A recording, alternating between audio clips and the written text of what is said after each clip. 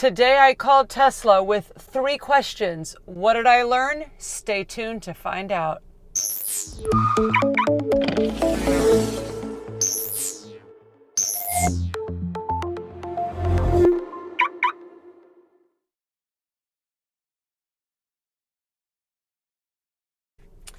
Welcome back to Teslucky, the YouTube channel where you can follow the adventures of Lucky the Tesla and hopefully learn a few things about Tesla, these amazing vehicles along the way. This is the latest in a series called Today I Called Tesla, where I have 3 questions that I call the main Tesla customer service line for.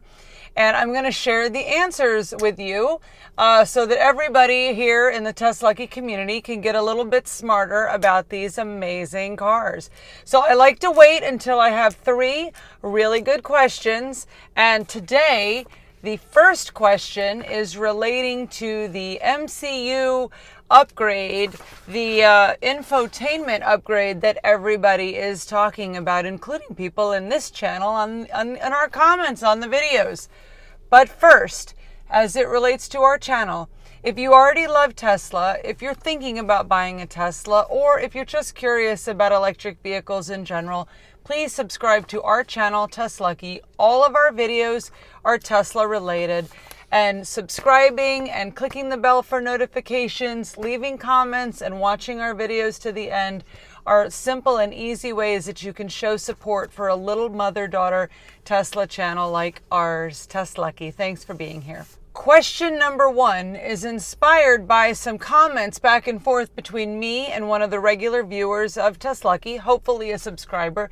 His name is John Poldo. I'm pretty sure he's here in Florida. Let me know, John, in the comments. Are you here in Florida? I think you are.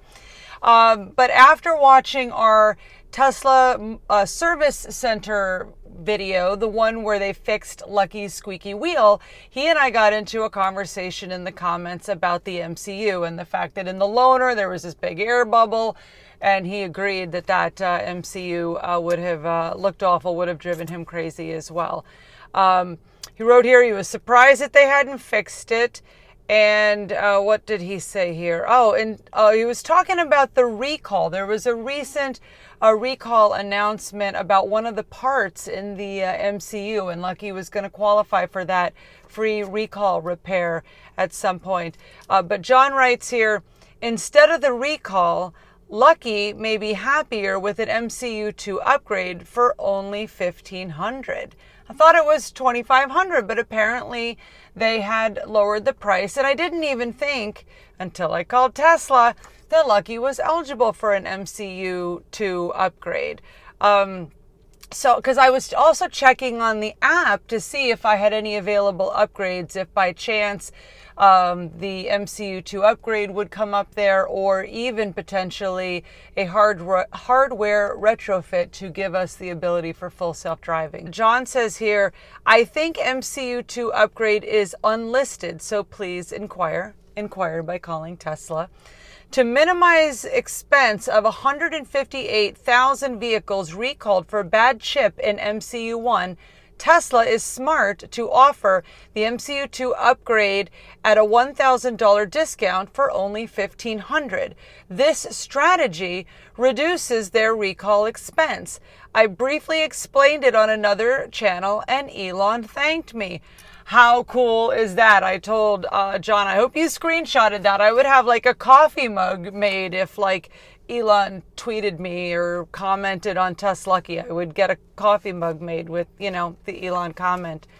Maybe someday, Elon, if you're watching. So I did. This is my first question to Tesla today is Lucky eligible for this MCU2 upgrade? And the answer is yes. So the woman from Tesla directed me to an article on the Tesla website. I will put a link in the description.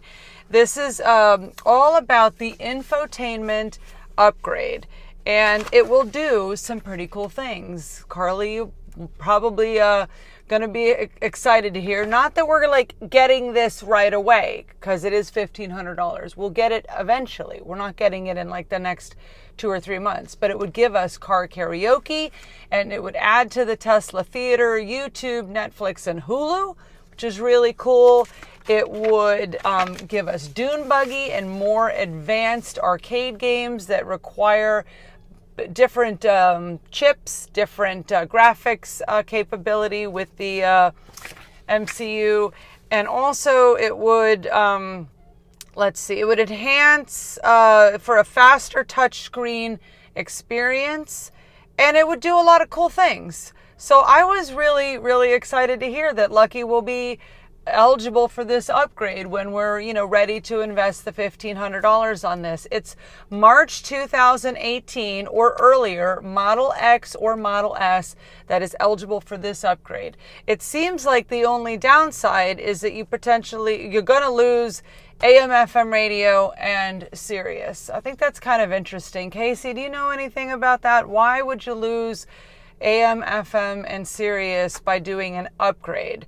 But I don't really listen to AM, FM radio in the car. I always listen to my phone, my own playlists, or I listen to the Jonas Brothers channel here on the Tesla system. So, okay. So anyway, that was question number 1. Lucky is eligible for the infotainment update. You can read all about it in the link in the description. Okay.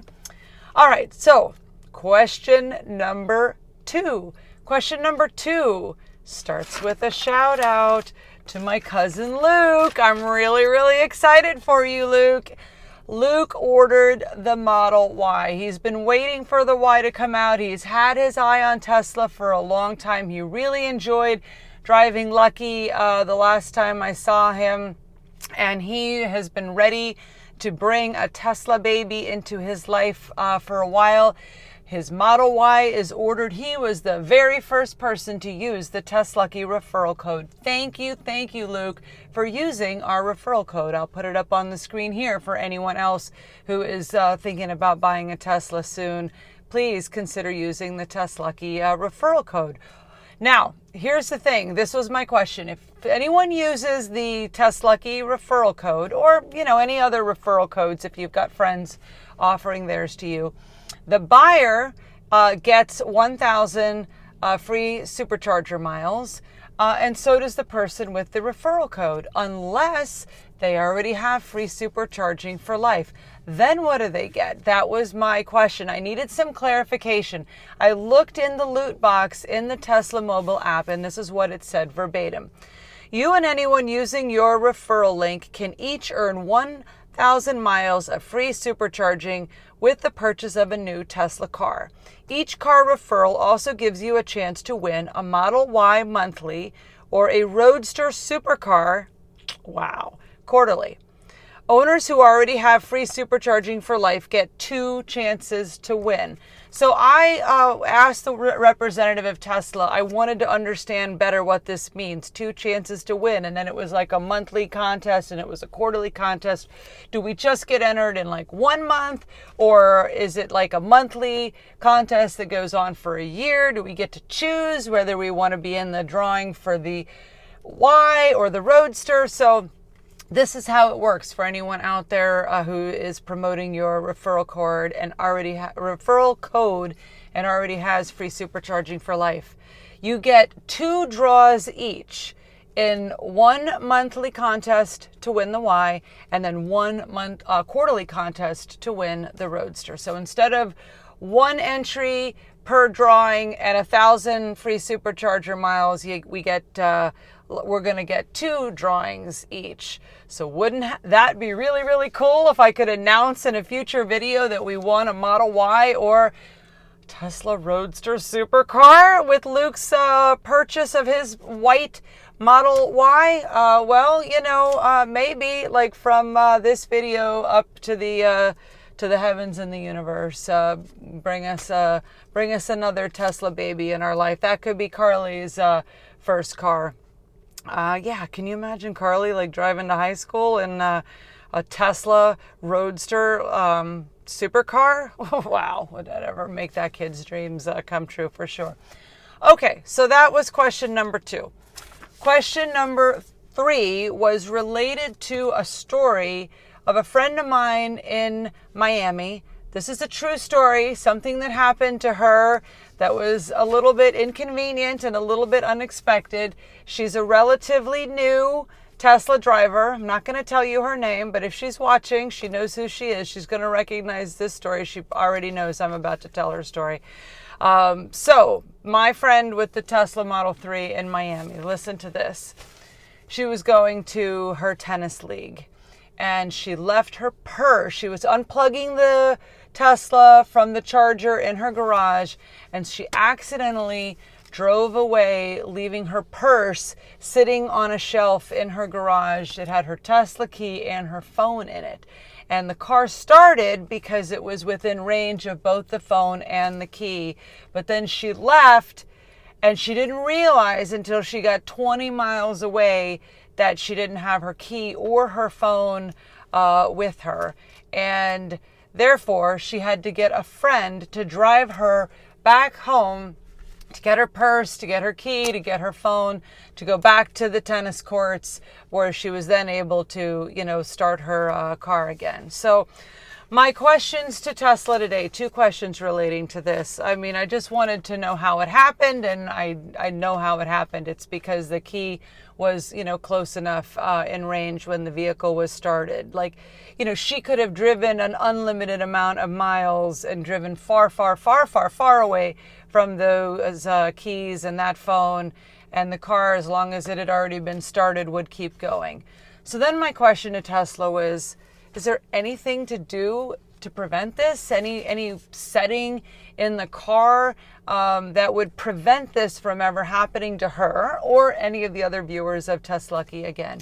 And the answer I was given was no, there is no setting in the car that would prevent this from happening. So here's what I'm going to do. I know my friend has already provided feedback to customer service about her experience, but we also learned on a recent Today I Called Tesla video about the feedback at Tesla.com app. I'm going to send my friend's story in via email to feedback at Tesla.com because I think that the engineers at Tesla are smart enough to figure this out and potentially put in an upgrade in a future software over-the-air update that would prevent this from happening. Because, the engineers that work at Tesla, I'm sure that they're just as smart as the engineers working at SpaceX.